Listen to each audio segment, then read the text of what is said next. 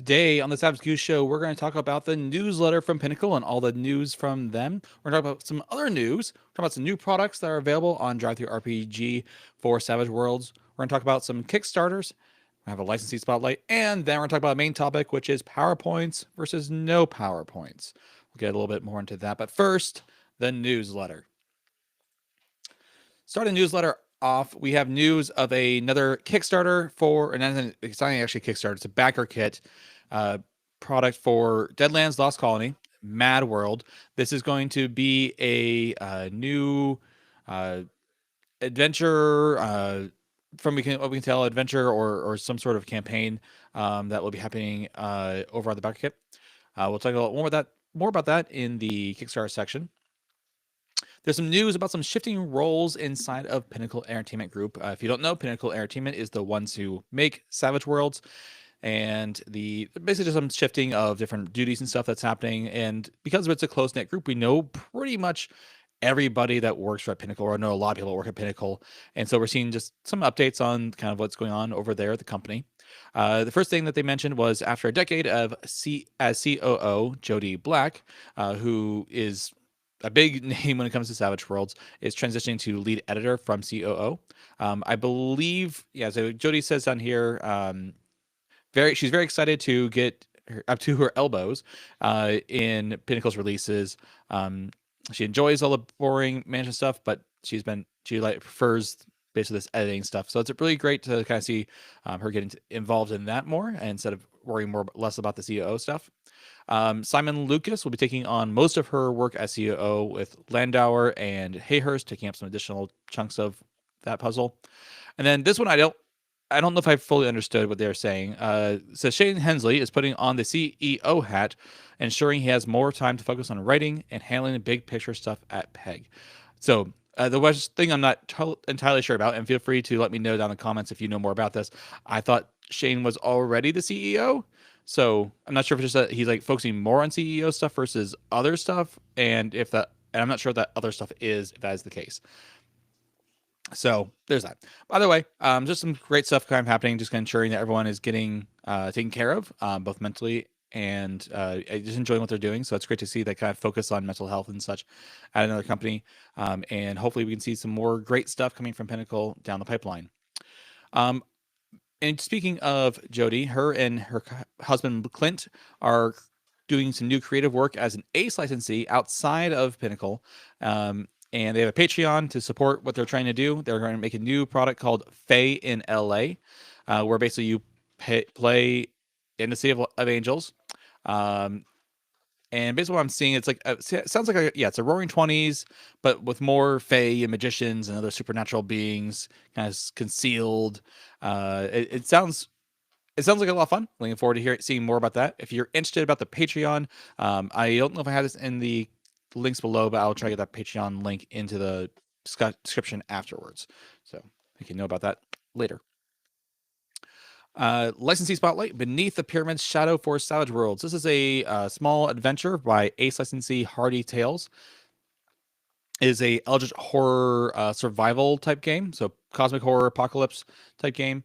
It is it's a micro setting. It's going to be about 30 odd pages according to the Kickstarter. It's going to be through a Kickstarter. I'm not sure if we have a date for that. I don't think I saw anything. Sometime in February. So sometime in February. So look forward to that. We'll talk about it a little bit briefly, or mention it in the Kickstarter section. We'll also mention the next two in the new products section, but I want to go ahead and mention them here now. The licensee spotlight is spotlighting the Foils of Power for Savage Worlds. This is 3 dungeon adventures that are connected by loose threads. And this is coming from the people who made Crystal Heart, or one of the authors of Crystal Heart, Aaron Aviram. If you're not familiar with Crystal Heart, it was a setting that was... how to say this. There was a comic strip out there called Up to 4 Players, and it was mostly about board gamers. But for a while, they did a series where they were doing comics about their Savage Worlds game, where they played in the Crystal Heart setting. And in this Crystal Heart setting, you have these different hearts that you can change out that are these crystals, and these different crystals give you different powers, but they can also like affect you negatively. So it's a well-known setting inside Savage Worlds, and it's also available over on DriveThruRPG. But Aaron Aviram, who was a writer of Crystal Heart wrote this particular product as well. So there's a brief description of all 3 of the adventures, so you can look forward to that. There is a link down for that in the below, so if you're interested in that, check that out. The swag spotlight is fundraiser. It's all in the cards for Savage Worlds. So this is a product that comes on. This is a product that comes on top of some other products we've seen from the same vein. So there was a fundraiser that was all about bennies. So different ways to use bennies, different setting rules on how you can use bennies. This one is different ways that you can use the action deck and have more rules on top of the action deck other than the typical ones. Getting some different rules for jokers and maybe how jokers can be different than what they are now. There's some new edges. There's some bonus rules, all that kind of stuff. There's a lot of variants to a lot of these rules. So then disclaimer, I was given a free copy of this to look at and to mention. So I mentioned it anyways. I meant to mention it last week. Apologize to Christian for not mentioning it last week. But this product is available now, and there's a link down below in the description if you're interested in checking this out. There's definitely a lot of cool ideas here that you can implement. I also really enjoy the Benny's one as well. There's also, I believe Christian also made a bunch of other products as well about setting rules, so check those out as well. And then here's the current status of our crowdfundings that we are all looking forward to. So Night Train is pretty much complete. I've had Night Train for a while now at this point, and I even got like the bigger boxes and stuff. So if you just look forward to that. If you're not in the US, if you are in the US and you haven't gotten it yet, don't reach out to Pinnacle. Science Fiction Companion is en route to the warehouse. Yeah.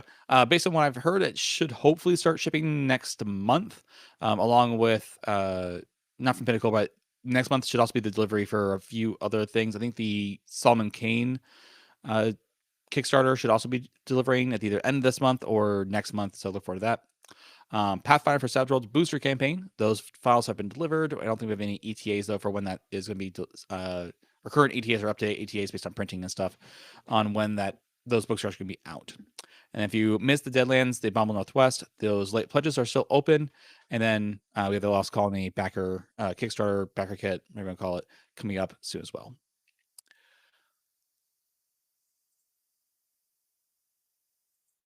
So the other thing we want to mention is some other news. And I have a few things I wanted to note that I've seen around the web. I don't think it was in the newsletter, but I wanted to mention because we either because we haven't talked enough about it or because there's new information I want to make sure everyone's aware of. The first thing I want to talk about is the Scarred Lands announcement that this is from last week.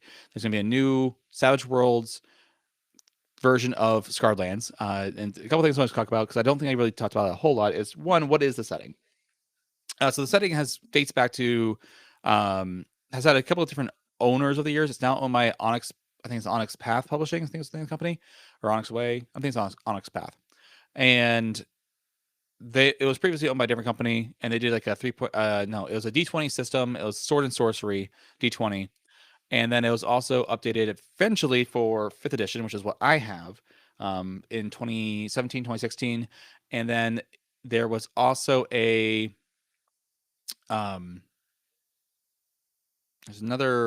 there's a Pathfinder 1st edition version of this as well. So I've actually ran a few things in Scarred Lands. I ran an adventure called the Gauntlet of Sparagos, and there was mention that they are going to be doing a Savage version of that particular adventure dungeon, I'd call it really. So that's super exciting. What is the setting about though? The setting is about a land that has been scarred by a war between the gods and the Titans. And that's pretty much all I can really say about it. There is some like weirdness with how magic works in the setting, and how there's like these areas where like magic is kind of like acts a little bit differently. So I'm looking forward to seeing all the kind of things that they do with this particular setting in Savage Worlds, seeing what kind of new setting rules that they can come up with to kind of get that feel for Scarred Lands in Savage Worlds. The other thing I wanted to mention though is that so this book here, this is the 5e book, and this book is thick, right? This book is, let's see here, 308 pages, and there's nothing in here that says how to play the game. This is all just lore, mostly lore, some ancestries, some classes that will have to be kind of changed over a little bit, or just revamped a little bit. But there's a lot of lore in here, and I'm looking forward to kind of seeing how they take a lot of this lore and convert it into Savage Worlds. If you haven't seen Christian Serrano and I's video about how to take existing settings and convert them to Savage Worlds, I recommend anyone who was interested in doing so check it out. But there's a lot of good advice in there, and hopefully that's that kind of stuff we see for this one as well. I've heard some people, when it comes to like 5e conversions, get upset about certain things. There's one particular product I remember that they did a 5e and Savage Worlds version many years ago. I've talked about on this before, and they weren't particularly fond of what they did. They felt like they just did a slapstick job of like converting the 5e stuff into Savage Worlds and a little bit hastily. But I don't think that's what's going to happen here. This is another company. It's not Onyx Publishing or Onyx Path. There we go. It's not Onyx Path that's doing it. This is someone else who does Savage Worlds content, got the permission and a license from them to do this into Savage Worlds. So that's just super exciting. The other piece of news is about Savage.us. I know a lot of people have been waiting to hear what's going on with Savage.us. They're wanting to use this tool that they've probably been using for a while to make characters. I still use it to make characters. I try not to exclusively use it. There's some things that there's some things that it's got. How to say this? It's built very well, but there's a lot of things in it that are built for allow you to do a lot of customization that I'm just not doing. So I try to use it for as like a baseline of things, and then I'll usually like take the file, maybe edit a few ways, and then put it out there.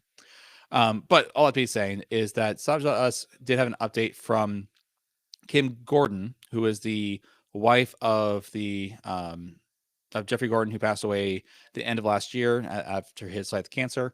Everyone's been wondering what's going to happen with the site now that Jeff passed away. And originally, the expectation was that that Pinnacle was going to take over the work and start managing that. Kim, though, Jeff's wife, let the community know that she has decided to take on responsibility for maintaining and growing the site instead of passing along to Savage.us. And there is a real nice blurb. I'm going to put the link to that. I'll put it in the chat for now to the Facebook post about it. But feel free to also go take a look at. I'll probably try to put this in the description down below as well later, so you can take a look at it. But basically, just saying that she she appreciates all the support she's gotten from everybody, and she plans on just continuing the legacy of her husband by continuing to maintain the site and add on to it as well. She's asked for patience as she works through to meet all the different goals that she has, because it's a lot for one person to take on, and it was a lot for Jeff to take on himself. And so we just pray that and hope that Kim can continue to do so and maintain the project for all of us who use it. So just again, stay patient as Kim works through that. But I've having no problems using the site recently. I know some people had a few days where it was down, but I haven't had any issues. So hopefully everything's going well with that. All right, so that's all in other news. Let's go ahead and move on to new product. Sorry, just Kickstarters. I really need to switch those two around. Coming next week is the Secret World North America Kickstarter for the 5e and Savage Worlds versions of this product. We will be having our live stream next week. A little bit later, we'll have it about at 9 p.m. Eastern time, Eastern time, to talk to Brandon about this new product and talk about the Kickstarter and everything that's going to be inside this new book. So look forward to that next week. Coming Tuesday, February 4th, and I'm putting the question mark here because it's Paul let me know that this might get delayed just due to normal stuff, getting everything rounded up and meeting goals and stuff. So don't hold your breath on February 4th. That might happen, might not happen. We'll see. One thing that I wanted to clarify is that in the past I was under the assumption, and it was completely my assumption. No one led me this way. I made my own assumption here that Monster Truckers Long Haul into the Worstlands was going to be a Savage World setting. It's not going to be a Savage World setting. It is going to be a what's it called? A Tricube Tales game. Tricube Tales is produced by Zadmar. If you're familiar with Zadmar's done a pretty big name in the Savage Worlds community. And I don't know if a lot about the particulars of this RPG, Tricube Tales. I'm going to be looking into it. I have a physical copy of the book in my cart to get ordered, so I can get a copy of that and read through it. But just a heads up, this is not a Savage Worlds game. This is technically going to be a Tricube Tales game, but it's coming from a Suede Ace licensee who did this month's Ace licensee spotlight. So just kind of heads up on that. Coming next month, confirmed from Pinnacle, Deadlands Last Colony, Mad World. Don't know much about this. I haven't purchased any Deadlands Lost Colony books yet. I have a lot of other things I'm trying to get through, and this is not one that I'm particularly super excited for myself, but I know a lot of other people are super excited for it. I think Lost Colony is cool. I just haven't had time to really get into that area of Savage Worlds yet. So if you are interested in it, go check that out. I'll link down below eventually if I don't have it right there now. Also coming sometime this year is the Beneath the Pyramid's Shadow, a cosmic horror apocalypse. We mentioned this earlier in the newsletter. And then sometime this year, again, I don't know if we have a date yet. I haven't seen any updates yet on this, but for Vermilium, the Sick and the Dead, coming sometime this year. This again for the Vermilion setting. This month's Ace licensee swag monthly Ace licensee swag licensee spotlight is for Street Wolves Turbo Edition.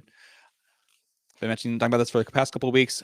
I love this book. I love the colors. After I originally talked about the Kickstarter with Paul Vincent from Tabletop Games, I listened to synthwave music pretty much nonstop.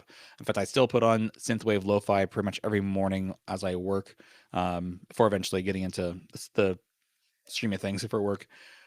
But so what this game is you play in the late 80s, where you're playing as these kind of like underground rebels who can kind of be whatever you want them to be, but they're fighting against some sort of oppressive entity of some sort, and you're just kind of making sure that you can keep them at bay.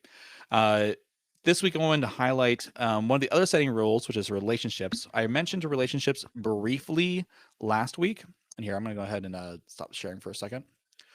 I mentioned relationships briefly last week, and one of the cool things I like about this setting rule, there's the good sides and bad sides to it. The bad side is that it's a little more upkeep and something else for GMs to keep track of. I mentioned this in my original review of this. Is it something else to keep track of? Since then, though, one of the things I've learned to appreciate about this is that it kind of forces your characters to have connections and threads to the game. Because one of the things that you're supposed to have, there's no limit to how many relationships you're allowed to have, although the more you have, the more as a player you have to keep track of, and more as a GM you have to keep track of. But one of the things they want you to have is to have 4 relationships that you have in the game that your character has. And then you can got to maintain those relationships as well and kind of to have a proper normal life. Now, it's expected that some of these relationships are going to be either, spouses, girlfriends, boyfriends, whatever. It could be just good friends. It could just be really good friends or just acquaintances. And they're likely not relationships that you have with other street wolves, other people who are members of this group. And so you also have a thing where you're trying to make sure that they don't know about what you do in the shadows or in the vapor, and they don't know what's going on with your life in that area. They might, maybe not, but you might. The point is that they're separate from your life, and you're trying to keep them safe from it as well. So that's actually you're creating connections outside of your area that you have people that you want to keep safe from what's happening. So it gives your character motivation to actually go out and face off against the organization that you're trying to stop and ensure that the safety of the people that you care about. And then also means that you need to ensure that you care about them and not hurt them in other ways, more mentally and such. So play with it as you will. As with any game, play with it the way you think that you want to play with it. I might adjust the way I would play with this a little bit, just because I don't like keeping track of relationships in that way, where there's different point values and stuff. I think I'd rather just role play that. But I do like the idea of enforcing that a minimum of 4 connections outside of the Street Wolves gang or group that you're part of, so that you can still have connections to the world. And then, if needed, using these rules to kind of as a guideline to how to roleplay that. So check out Street Wolves. It's really cool. I I've seen a lot of people posting about their games for Street Wolves, and them playing it. So that's really cool to see. Like really cool to see like so many different posts from people I don't think I've ever talked to before about it. So look out for that. And if you are interested in this, there's a link down for the Drive Through RPG down below. There's also a link to Tabletop Game Store. And if you look at their Facebook, I think there's going to be links to other retailers that may have the book in stock for physical print. All right, so that's Street Wolves. So I can get our screen back here. So there are some new products I want to mention, and I apologize for not mentioning some of these last week. But I have a newsletter set up that I get daily updates from Drive Through RPG about different swag products that are released, different Savage Worlds products, and different products from different Savage Worlds publishers. And these are the ones that I think are the highlights of what I've seen for the past week, and actually the past 2 weeks because I missed a few weeks here and there. So let me go ahead and switch over to those. So first off the first new product is the Foils of Power, which we mentioned in the newsletter. Not going to spend too much time on that one. The other one is Fundraiser, all in the cards. Again, there's a link down below. I really enjoyed reading through this and getting some ideas for my own games. I think there's some ideas here that you can definitely implement mid-game and just kind of play around with. Again, a really cool little product that you can get here. The other one is a Atomic Ninja Studios One-Shot Wonders Smash Medical Spiders Run. This is a one-shot adventure from Atomic Ninja Studios. They have some amazing one-shots that you can run. And like there's like so many different one-shots in different settings, different ideas. And sometimes they're just like very random settings that you are really like micro settings in a sense, and that they are like this one special military assault security hospital. It's like a mobile hospital ambulance type thing. And they've done a couple now in this one. I think this is the second one I've seen of Smash Medical. But point being is that they have some really cool one shots. Check out Atomic Ninja Studios and all their one shots. If you're interested in this one, check the link down below. This one is from Fainting Goat Games. This is DAMNIT, the Dwarven Assault, Mining, and Neutralization Interception Team. This is, again, like one of those like little micro settings where you're doing survival. You play as a dwarf, all that kind of fun stuff. It's a cool little micro setting. I haven't gone in to get this and like really read through it all. But it looks like a cool little fun thing from Fainting Goat Games. And that seemed like style that they've done from other games. Trying to remember the other one that they did that was about space and it's right here. Pew pew. There we go. I was like, what's the noise that guns make or like lasers make? Is it boop boop? No, it's not boop. Pew pew.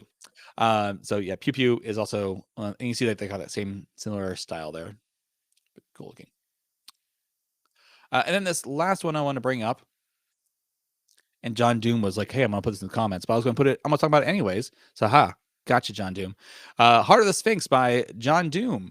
John Doom's got a couple adventures now out on Drive Through RPG. You see here we got a Sphinx here. So it takes place in the 1930s. Your Guardians of Antiquity, a daring group of adventurers must save a famous Egyptologist to discover the secrets and protect the power of the Heart of the Sphinx. This is part of a bundle to get this Adventures of Doom and one other one. So if we view the bundle here, you can also get the Jungle of Petrospheres. So you can either check out the bundle or you can check out the individual adventures. They're on Drive Through RPG. Links are down below as well. And let's get back to... And I believe that brings us to our main topic, PowerPoints or no PowerPoints. Now, before I get into today's main topic, I did want to address the poll or the quiz option I did earlier about PowerPoints. This is actually from this morning. So I'm going to share this screen. And I want to talk about making sure that people understood why I gave the answer I did on like what I think is the correct answer according to the rules. You can disagree with me, and I might be wrong, but I'm going to call my reading of the rules states that the answer to this question is 2 points. And then I'll go through the question real quick. So your caster wants to cast Light/Darkness, which is a power from Savage Worlds from the core rulebook. The core rulebook right here. And it costs 2 power points. Now, if you have the aspect limitation, and to make it only light, that reduces the power point cost by 1, meaning that your ability to cast the light is limited to 1 power point, and that limitation happens when you take the power. It's not something that happens later. It happens when you take the power. And so actually, let me go ahead and pull up my PDF here to make sure we got everything here. There we go. Sometimes the power is trappings, and then this is part of it, is that this is part of the trapping that comes with the power, and trappings are set to the way they are, like when you take it or when the first time you cast it. Sometimes I think what some people rule is that they'll let you take the power and then you don't actually set in stone what your trappings are until the first time you cast it. And then it's like, okay, that's what your trapping is. That's what it is. And so limitations are that trapping, and limitations can let you reduce the PowerPoint cost. So in this case, if you take the aspect limitation, it reduces for light only, you would remove the darkness and you would not have access to it at all, and it reduces the PowerPoint cost to 1. Now, let's say you wanted to also take it to a range limitation of touch, because the limitation, the natural range for it is smarts. So that's another PowerPoint reduction. Now, the rules state each limitation placed upon the power reduces its total PowerPoint cost by 1 to a minimum of 1. If this would normally reduce the cost to 0, you gain a +1 bonus to the arcane skill roll instead. So if you take these limitations naturally for your trappings, and you're writing it down on your character sheet as like, this is the power I have, you're going to write down light, or whatever you want to call it, if you want to like rename it or whatever, light 1 power point, because it has to be at least 1 power point, and that +1 to the skill roll because you've reduced it so much down, all the way down to touch. Now, if you are using that, you want to add a power modifier. Let's say like you're in the middle of combat, you've used this a bunch in the past of your other games and such. You've always cost 1 power point with a +1 modifier, and now this time you want to use it and you want to add the hinder modifier. I don't know why hinder. I just kind of chose it. It may not be the best example of like something you might want to do. And this might have just been a bad example for power of like, why would you do this? But leaving that aside, the power hinder modifier costs an extra power point. If you want to cast it, it requires 1 more power point on top of whatever you're using to cast it. And so the end result then is that this costs 2 power points. You still maintain the +1 modifier. Like, nothing's changing to your base cost and everything. Your base modifier and your base power points. You're saying, okay, what I usually do, okay, I'm going to spend 1 more power point on top of it, meaning that this ends up costing you 2 power points for that extra hinder modifier. So hopefully that helps. Hopefully that understands what's going on. If you disagree with me, please let me know. But let's go ahead and talk about today's main topic. If you're just joining us, my name is Goose. This is the Savage Goose Show, where we talk about all things Savage Worlds for the past week or so. And today we're going to talk about PowerPoints and the no PowerPoint setting rule. So I'm in 2 Savage Worlds games a week. I run a game on Thursdays for 2 hours. We're running through Savage Pathfinder. We pretty much leave Savage Pathfinder the way it is, no modifications, no nothing. Savage Pathfinder really is kind of like a set in stone setting rule, core base. Obviously, you can change it however you want, but it's less of a toolkit than the rest of Savage Worlds products are, like the core rulebook, the fantasy companion, the horror companion, the sci-fi companion, and the superpowers companion. Less toolboxy, more just like set in stone, and it uses PowerPoints. I'm also in a game on Mondays that I play in, and we are using the no PowerPoint rule in that one. And no PowerPoints, instead of using PowerPoints, is like, again, you don't have PowerPoints, and instead you have a penalty to your magic, your casting ability, whatever it is, spell casting or focus or whatever the case may be.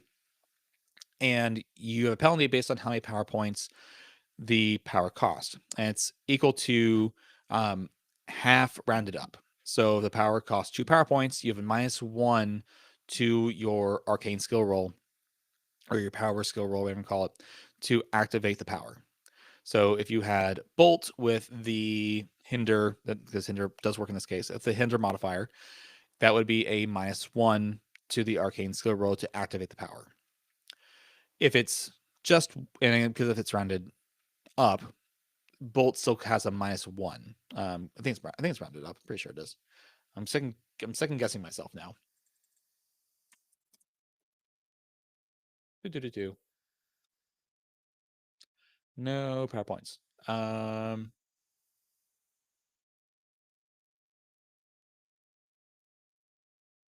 Yes, half round up. Yep, cool. Just make sure. So anything, it's going to be at least that many, that much of a modifier. So if you have a +3, if it's 3 PowerPoints, it's going to be a -2 to your arcane skill roll. So I'm in both games, and this is kind of what prompted, where I'm doing both things, where I run a game where we have PowerPoints, and I'm in a game where we have a arcane skill roll. I wanted to talk about kind of the pros and cons of both, and what my experience has been doing both, and how I feel about both in terms of like when would you kind of do either. Because I think a lot of it tends to be a little bit more about your setting and how your setting works and how you want your setting to feel than it does necessarily does about balance and stuff. One of the things that people said in the comments, and this might be true, is that they feel like the PowerPoint option is more balanced. And I have kind of mixed feelings about that. I don't necessarily know if that's necessarily true. And it depends on what you mean. If you're by balance, is it more balanced in the one direction or more balanced in the other direction? Is it like, is no PowerPoints too strong, or is PowerPoints, or is it not strong enough? I'm not sure which direction we're kind of leaning in that direction. Like which one, where we're going. So when it comes to the PowerPoints rule, I'm gonna have a few things that I don't particularly love, or I would say at least it depends on the setting if I would care for it or not. So one thing that people mention is that with PowerPoints, you're more likely to succeed, and that's overall a good thing. I think I like player succeeding, and so that's not a problem for me. It means if you spend the PowerPoints, you can usually just activate the thing, and that's you do it right. So you roll your skill die. If you have a D6, let's just say it's just a D6, no wild die, you're more likely to um, just hit. So yeah,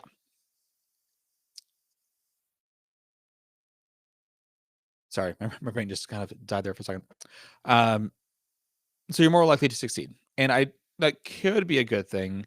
The downside to it is that you have this like resource, right? You have the resource you have to manage. You have to manage your PowerPoints, and one of the things I don't particularly like about PowerPoints is that I feel like that, and you end up being very kind of like remove yourself from immersion because you're more thoughtful about PowerPoints in terms of like, oh, okay, well, do I want to use these PowerPoints for this outside of combat ability that may impact my ability to do stuff inside combat, right? So do I want to use Identify or Detect Arcana right now when we might have a combat coming up and I want to make sure those PowerPoints are available for my bolt or my blast or my burst or my havoc or what have you, and make sure that I can do those things inside combat.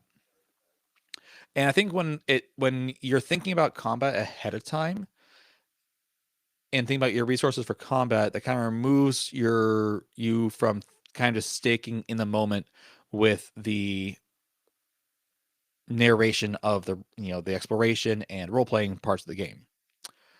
As Jim says, a PowerPoint is a spell slot just in a Morphum system, and I think it's just PowerPoints and it's just like spell points. And I will say I do enjoy PowerPoints way more than I do spell slots. But we'll get into a few things here. So I'm gonna make sure I fully explain myself before I come to any like strong conclusions. One things I've enjoyed about the no PowerPoint system is that I have not felt, I've been very like, oh, there's this thing, there's an item that we got from X place. I want to identify it, or I want to do object read on it. I don't have to question if I'm going to use those PowerPoints or not. I'm just going to do it. I just go, oh, can I? I'm going to cast. I think I call it like the Eyes of Olgoth is what it's called in my game, but it's basically just object reading, where my character's eyes start glowing with a frosty blue color, and I read the object to see its past and stuff. And I have no question about like using PowerPoints or anything. I just go, I'm going to use this.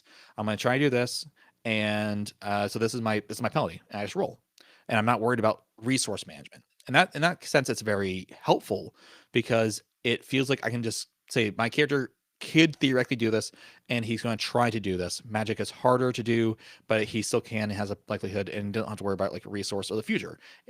Me failing this roll or using the spell now has no implications on my character being able to try to do something later in the game. So I do this now, whether I fail or succeed, has no implications for my ability to use magic later. And in that sense, I really enjoy it. Not having to worry about power points. Now, obviously, again, it does mean that powers are harder.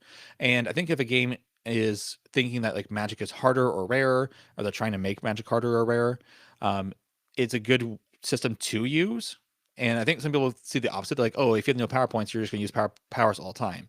In that one sense, like, yes, but PowerPoint, if you do PowerPoints, it's easier. Whereas if you do PowerPoint less, you can do magic more often, but using the magic's not going to be as strong. To give another example, if you are using the PowerPoint system, it's really easy to get crippling injuries fixed. Once you hit, I think it's seasoned or either seasoned or veteran, you can have enough PowerPoints to do a crippling injury restoration with like almost no worry about failing. You can that person's missing an arm. Yep, well, you can fix that. No problem. Not a problem. Whereas if you're trying to do that in a PowerPoint less game, that is a -12 to the skill roll. You're going to need some help. You're going to need someone to try to help you, and you might still fail. So if you have if you're doing like a support rolls and stuff, you can get that +4 to move that into a -8. And even if you have a D12, a D12 with -8 still needs to roll a 12 in order to succeed that. So you start getting those higher PowerPoint cost abilities and higher PowerPoint. And that's like an extreme example. I recognize that. But it does put some of those more out of reach. And it also makes it so that in combat, you're more likely to fail when trying to do something like adding the damage modifier to bolt. So let's say because bolt's going to be one of the main ones that everyone does. So bolt costs 1 PowerPoint. If you were to add on the AP1, let's say add an AP1 and the damage modifier to increase it to a 3d6. 3d6 damage is a lot of damage, especially when you remember that explodes. One of the things that Hamster Doom mentions is a dude with bolt is way more powerful than a melee fighter, which is, at least as far as like damage output is concerned. Because 3d6 guaranteed with a possible 4d6 is really strong, especially just for 2 power points. You can do that, we'll say 5 times in a combat. If you just do like the 2 PowerPoint cost. Not to mention you can short the PowerPoints and have like a -1. You're probably like, yeah, I can do that. It's fine. So there's that. 46 is a lot of damage.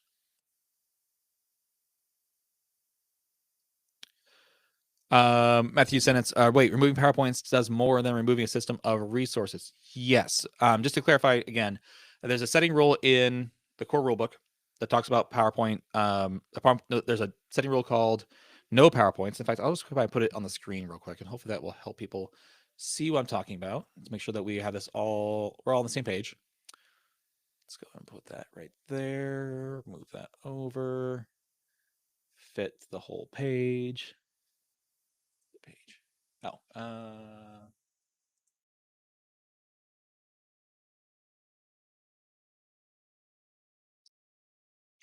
here we go. Let's go ahead and share this screen real quick. Okay. All right, you all should be able to see this now. So the no PowerPoint setting rule right here. If you for every PowerPoint, every whatever the total PowerPoint cost is of the power you're trying to cast, with modifiers and everything included. So if you have like 6 points worth, that's a -3 to your arcane skill roll, making it harder for you to cast those things.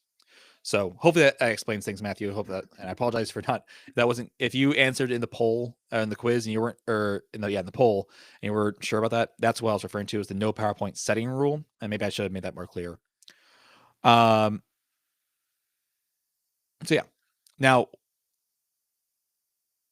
one of the things that is also mentioned in the no PowerPoint setting rule, I realizing that I don't think we've been doing this correctly in our game currently. So whoops. But failure, when you're using this, failure also means that you're shaken. So you're like, So if you fail, you don't really want to fail. You really want to succeed. So it does make activating powers harder. And so if you're going for a game where magic is harder to do and is not less strong, this is the way to do it. You can even have a setting where having magic is really common, or the ability to manipulate magic is really common. It's just harder to control. Then this is like where like there's more magic but less powerful magic.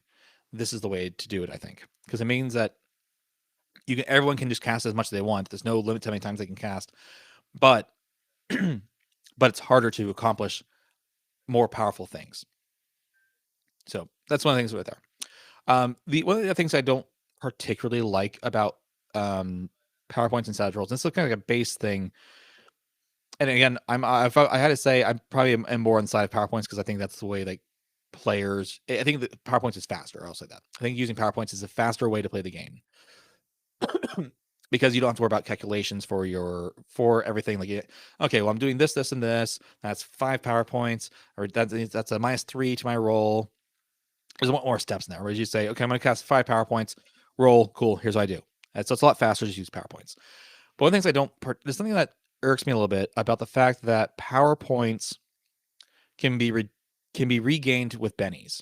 So essentially, like when you're a caster, there's an additional ability that bennies get for you, and I don't particularly care for that. When the Gunslinger first came out, the first drafts of the Gunslinger rules for Pathfinder for Savage Rolls Advanced Player's Guide 2 came out. One of the things I did not like was that it played around with bennies a lot. And it really kind of irked me. I was like, oh, I don't like that. I don't like the fact that we're playing around. Your abilities as a character are now affected by your ability to get bennies from the GM. And so it assumes like a certain level of GM opportunity given to the players, like, oh yeah, here's some bennies, and like, okay, cool, I'm gonna cash them in for PowerPoints. One of the things that my players do often is that they have bennies left at the end of the game session, they'll just make sure they'll cash them all in for PowerPoints. So they ensure that they start with a full, as many PowerPoints as they can next game session, and then they'll sometimes even keep PowerPoints. They'll even keep bennies aside so they can kind of do that. Like, oh well, I want to keep a Benny for this. One player, he won't use bennies to re-roll anything that costs less than 5 PowerPoints. If it costs him less than 5 PowerPoints and he failed to activate that, he will not use a Benny to re-roll, because he's like, oh no, why would I do that when I can just spend that Benny to get those PowerPoints back? It's like, we're talking about like action economy and stuff. It sounds like you need more Benny sinks. More Benny sinks. I'm not sure. I think I know what I think it's saying like I need to get them to use Bennies more often, and that's possible. I mean, one of the problems we have is that we only play for 2 hours, so. But also my players just succeed a lot, so like I call for a lot of rolls compared to when everyone else in our group runs stuff. Like I think I made the one game we played, which I had a lot of fun. Not gonna say anything bad about that. I had a lot of fun, but I think we only rolled once. So I had like 4 bennies and I rolled once. So yeah. That being said, yes, we could probably do some more things to try getting them more bennies, but a lot of times my players are okay with failing oftentimes, again, which is just kind of player group stuff. It's like, yeah, we failed. Like, all right, guess moving on. They just kind of accept it, which is a good thing in one sense that they are accepting their roles, but it's also like, but you have bennies. Why don't you use the bennies? And it's because I think that they'll rather use their bennies in combat. And that's going to be a table thing that's a little bit unique to me. Anyway, point being though, I still find it's like having the ability for your bennies to be used for a thing specific to your character or some ability that your character has just kind of throws me off a little bit. And so I'm not a super big fan of that, but that's just kind of me. Just something to think about. Sorry. So I'm just thinking what else I was trying to talk about in regards to that.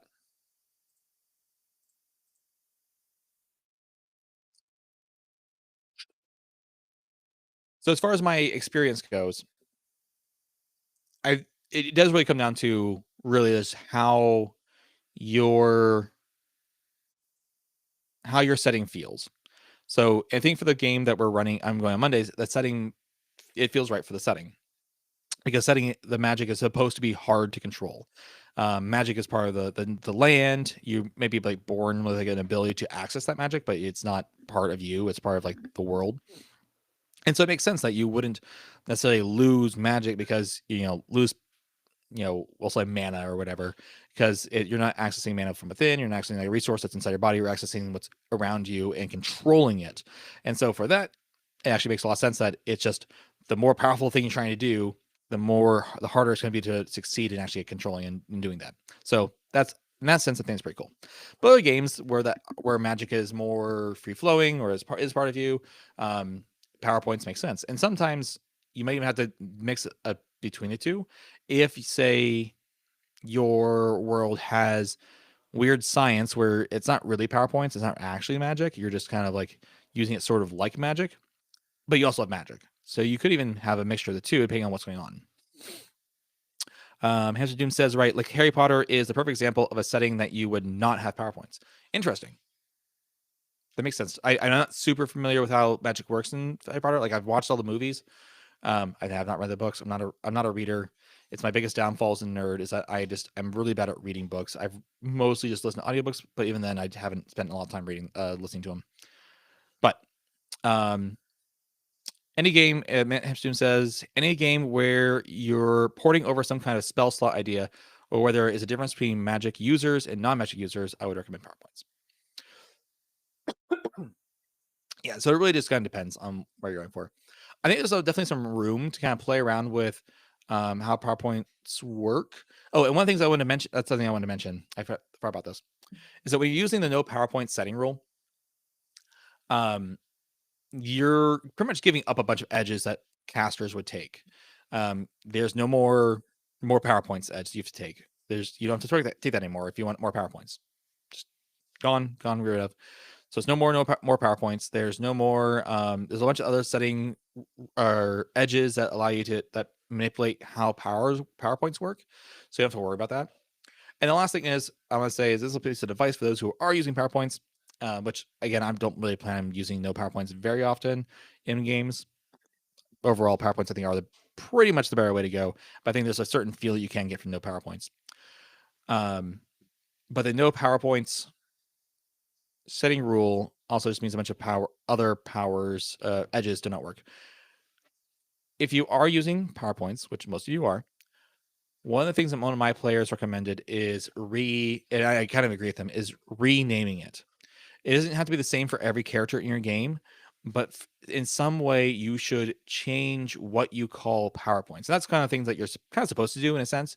Savage Worlds is very much built for you to kind of theme the game any way you want to match your setting. So if if your magic is used by mana, then call them mana points, or I'm going to spend 3 points of mana to cast this. Or one thing one player said is using willpower. One of the games he played in, he called his ability, I'm going to spend 3 points of willpower to do this. And that's a really, really cool idea. So take that thoughts, Matt. Those are my thoughts on no PowerPoints and PowerPoints based on what I've seen. Like I said, I've really enjoyed not playing PowerPoints because it just means I just roll. I don't think about PowerPoints. I don't think about, do I have enough to do this? I just attempt it and I just do it. And it's a lot of fun that way. But when it comes to resource management, there is some things to consider there. Nicholas Bonenberger says, how does no PowerPoints interact with Mystic Powers Edge? Do they clash? It depends. Honestly, it depends on yourself. Do whatever you want, right? I don't think they necessarily have to clash, because the way that Mystic Powers works is while they both use PowerPoints, the way that Mystic Powers works is that it makes it a free action to activate an ability. And usually it's very, very limited to like certain powers and stuff. And that's the way it's like balanced, is because it's like you only get these certain powers and it doesn't really affect the game otherwise. And some of those powers, all those powers have the limited ability, and you don't get the range limitation benefit from it. So, in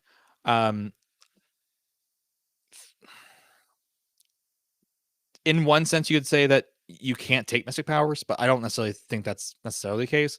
I would probably just say that Mystic Powers is going to be its own thing. They're not really, in my opinion, like truly casters.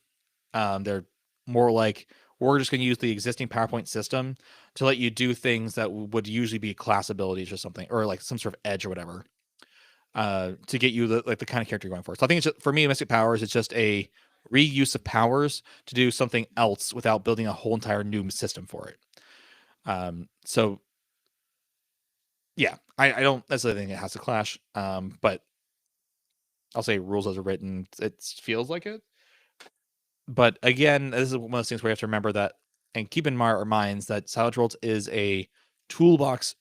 Sorry. Savage Worlds is a toolbox, not a prescription game. Just because there's guns in the book doesn't mean there has to be guns in your game. Just because there's swords doesn't mean that swords is a viable option in your game. It really just depends on what you're going for and what kind of game you're kind of trying to run. So yeah, I don't think they have to clash necessarily. I probably wouldn't even make them clash myself. But maybe you say that Mystic Powers is off the table. I know there's plenty of people who will say like, hey, these particular edges are not available. And I think every GM should be empowered in Savage Worlds. Like Savage Worlds GMs should be empowered to say, hey, we're not using X, Y, and Z abilities. Hey, there's no magic in my system. So in my setting, so no arcane backgrounds, no mystic powers, just leave that alone, that kind of thing. So I wouldn't be that worried about it. But thanks for the question.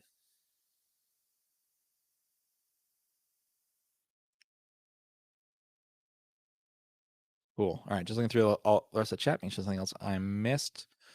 Yep. So I appreciate you all hanging out today. This is I've noticed that I've had these ideas for some videos, and the ideas keep getting shorter and shorter. So I don't know if I just need to talk about them more or what have you. What's the best thing about PowerPoints? So one of the things that I do enjoy about PowerPoints is that it's way more versatile than spell slots. You can do a lot of things, and one thing that's just a general thing I like about Savage Worlds magic in general, is that you can pretty much do whatever you want with it. You can have more, if you want to tack on more abilities in the PowerPoints to do so. Cool. You can give you can create a super powerful spell if you just want to tack on a bunch of PowerPoints. So let's take a bolt for example. Where's my there it is. Let's take bolt for example. If you just want to invest all your PowerPoints into one super strong bolt, you pretty much could. So bolt has the damage modifier, which is 2 PowerPoints more, and bolt causes 3d6, 46 arrays, right? Okay, well then there's also all these other power modifiers. You could add on armor piercing up to 3. You could add in fatigue. You could add in glow. You could add in lingering damage. You can add in hinder. You can have a heavy weapon in case it requires that for taking out something that requires heavy weapon damage, right? So you just go, okay, so that's so 6 points for the bolt. 3 points for the bolt plus the extra damage. Another 3, so that's 6 points for the armor piercing. 8 for the fatigue. 9 for the glow. 10 for the hinder, 12 for the lingering damage. You can easily spend 12 power points in one ginormous blast of bolt enemy. Is it worth it? Probably not. But you could. I think that's kind of cool. It's just really, really fun. The other thing I think that's cool about PowerPoints is that you can short them. One of the things that we have listed, where'd it go? As an option is shorting PowerPoints, meaning that you can say hey, I'm going to spend 1 less PowerPoint for a -1 to your ability score or to your modifier, to your skill roll. There we go.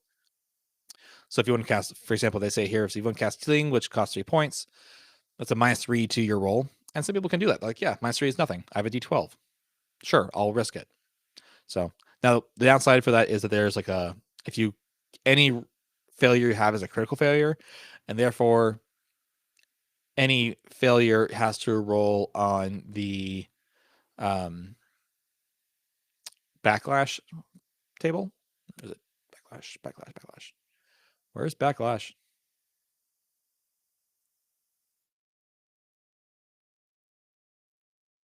Okay, there's backlash around here somewhere. You're probably looking. Oh, there's right there. Here. A critical failure when activating a power is called backlash. It causes low fatigue, and all current active powers instantly terminate. So, yeah. So looking at Savage Nando, the high fantasy suggestion on the fantasy companion suggests no PowerPoints.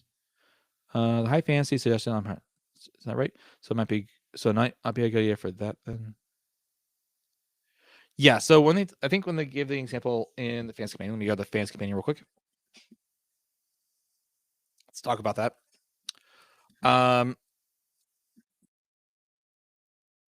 The funny thing about the problem is like they actually recommend it for both high fantasy and low fantasy, I believe. And it's basically the PowerPoints are only to be used for middle fantasy. Is the I believe is what. Let me pull it up real quick. Make sure I'm not mistaken. 82. Here we go. So under the fantasy styles that start on page 80 of the Fantasy Companion, you have high fantasy, and setting rules recommended includes. Let's see here.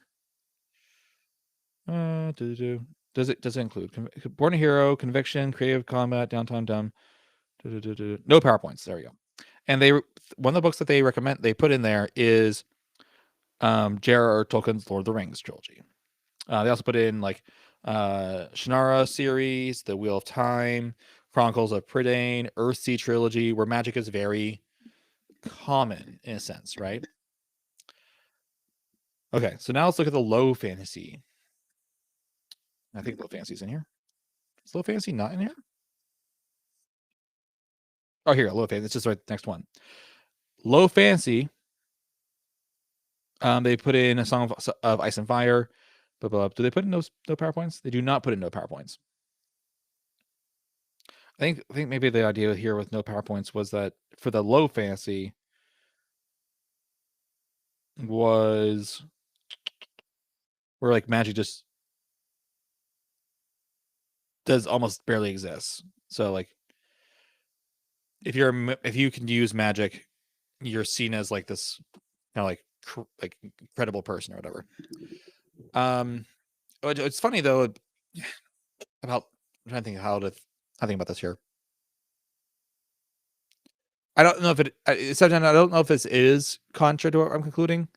I think it depends on what you feel like, what you and your group feel like is happening when you use no PowerPoints. Because let's look at Lord of the Rings here. Lord of the Rings, they're considering a high fantasy. And again, it depends on what you mean by high fantasy versus low fantasy. Oftentimes we talk about it in terms of magic. Because you think about Lord of the Rings, there is magic. Obviously, there's magic. But when you think about the main characters of the game, if you look at like other, trying to point up here to a book I have the one of the 5 ebooks for the Lord of the Rings Adventures in Middle Earth, and you cannot play as a wizard, right? Because the wizards are angels, and so that's not really like you can't play as one of the angels. There's only so many of them. There's Gandalf, Sauron, the two blue wizards. There's the brown wizard. So there's only so many. You can't play as a wizard. But so if you want to play in a similar setting, the other point is like, okay, there's magic, but it's not really around a whole lot. And again, that's considered a high fantasy game in this case. There's magic all around, but it's not like actively used by many people. So what it means is that you can use the magic. It's just that it's harder to do. It's not common for people to do it because it's hard. So yeah, take that as you will.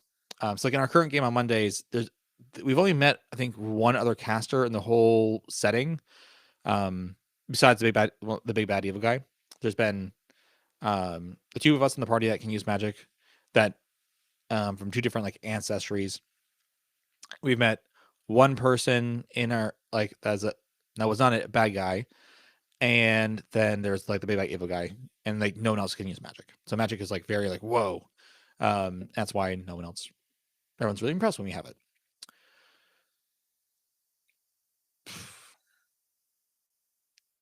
Now, if you think of magic as being like there's just magic everywhere and everyone can use magic, I'm thinking like settings where like everyone is using magic all the time, like everyone's got magic. You could also do it for that too. Again, it kind of depends on how the magic. It's really more about how the magic system works, I think. Pinnacle says you could use a no bendings for PowerPoints as a setting rule. Yeah, you could, but I don't know. We'll see it. Nicholas Baumberger says it feels like no PowerPoints would be a total opposite of high fantasy. When it associate high fantasy with big spells, go off as expected, while low fantasy is dangerous. Feels like no PowerPoint. Yeah, I think that all depends on like art on your own definition of like what low fantasy and high fantasy is. And I think we might be mixing up low fantasy, high fantasy with low magic and high magic. Because I think those are two different like categories. So like and the thing is, like, I can really see in both low magic and high magic no PowerPoint rules being used personally. Where it's like if low magic, hey, magic's hard, not able to do it because it's hard to do. Whereas high magic, it's everyone can do magic, and you just have to be really, really, really, really, really good at it to do the big spells, right? I mentioned like this bolt with all these different trapping, all these different things on it. And it's like, well, anyone can do that. If you have access to PowerPoints, anyone can do that. You don't have to be particularly strong to do that. So, yeah, I think it's more. I don't even think it's necessarily about high magic or high magic, low magic, or high fantasy, low fantasy. I think it's more about what feeling you want to get out of it and what you're trying to go for. And because like I can argue no PowerPoints pretty easily for a lot of different settings, but other people might not. And I think also it comes down to a preference. Again, I don't think I prefer no PowerPoints. I do think though it's a setting rule that people don't use as often as they should, because I think it is a cool idea, and I would highly recommend people giving it a try for a game, or I guess like a one shot or whatever.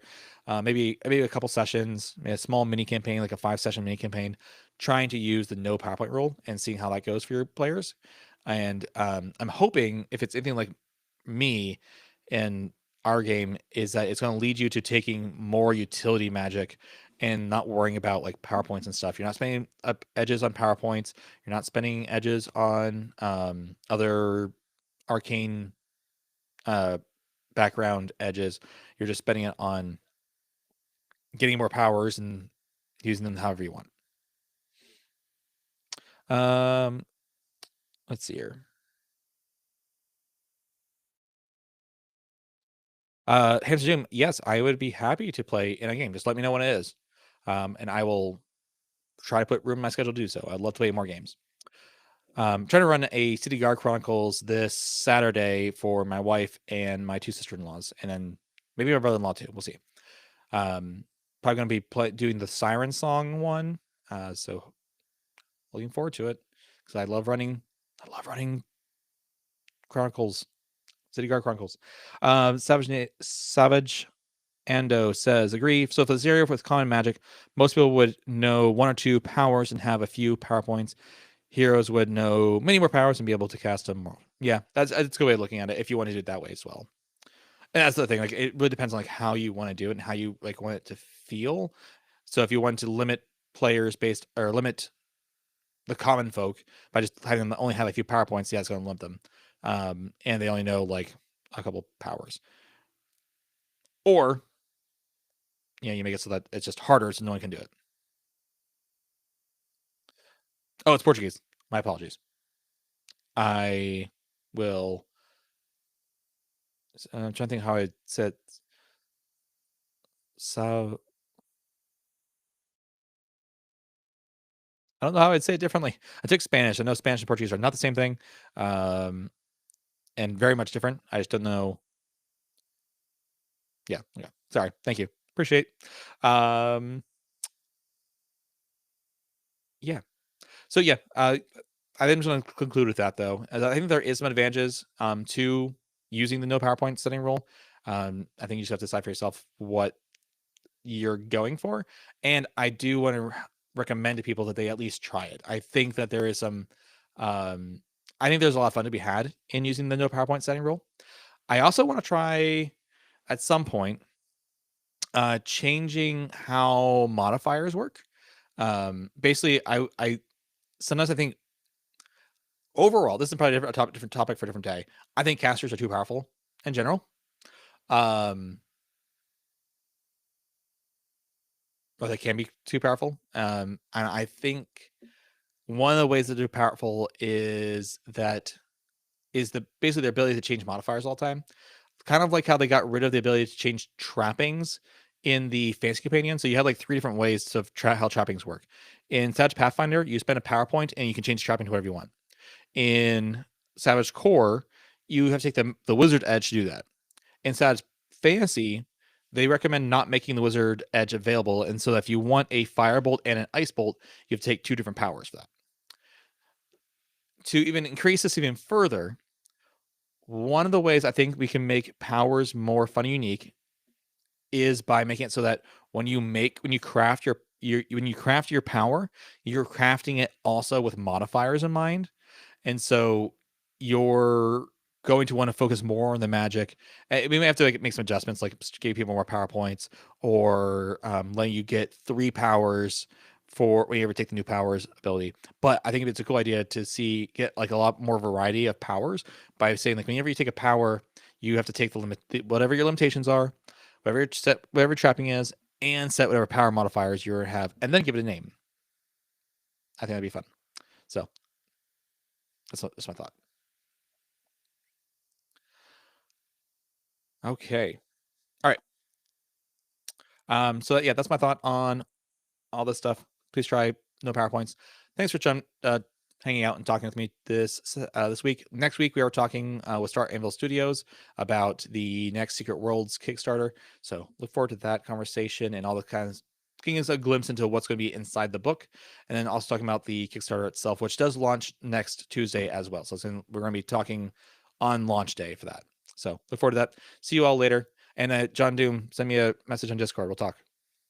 Cheers.